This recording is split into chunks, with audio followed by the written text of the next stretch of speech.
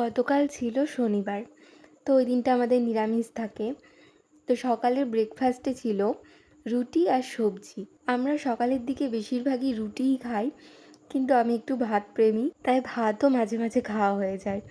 বিয়ের আগে তো আমি 3 বেলাই ভাত খেতাম, বিয়ের পরেও অবশ্য অনেক দিন খেয়েছি, কিন্তু ভাতটা পরিমাণে কম খাই আর সবজিটা বেশি খাই। তো সকালের দিকেও আমি একটুখানি সবজি রাখারই চেষ্টা করি। সমস্ত রকমের সবজি দিয়ে একটা তরকারি বা ভাজা হয় রুটির সঙ্গে। তো এবার আসি দুপুরের মেনুতে। দুপুরে রান্না করেছিলাম বেগুন, কুমড়ো আর পুঁই শাক দিয়ে একটা তরকারি, আর করেছিলাম কাঁচকলা আর ছানা দিয়ে বড়া করে ঝোল। কাঁচকলার কোপ্তা খেতে আমার খুব ভালো লাগে, আমার মাও খুব সুন্দর করে কাঁচকলার কোপ্তা। তো ঘরে একটু কাঁচকলা ছিল, তাই ছানার তরকারির মধ্যে একটুখানি কাঁচকলার বড়া করেও দিয়ে দিয়েছিলাম। খুব সুন্দর হয়েছিল খেতে। আর নামানোর সময় একটু ঘি গরম মশলা দিয়েছিলাম। নিরামিষের দিন ঘিটা একটু বেশিই লাগে। তো ঘরে বেশি দুধ জমে গেলে আমি ছানা কেটে এভাবে ছানার বড়া করে তরকারি করে ফেলি।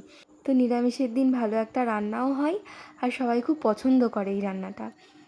তো রান্না করতে করতে তোমাদের সঙ্গে বেশ কিছু গল্প হলো। তোমরা কিন্তু ভালো থেকো, সুস্থ থেকো, সাবধানে থেকো। পরের ভিডিওতে আরও গল্প হবে।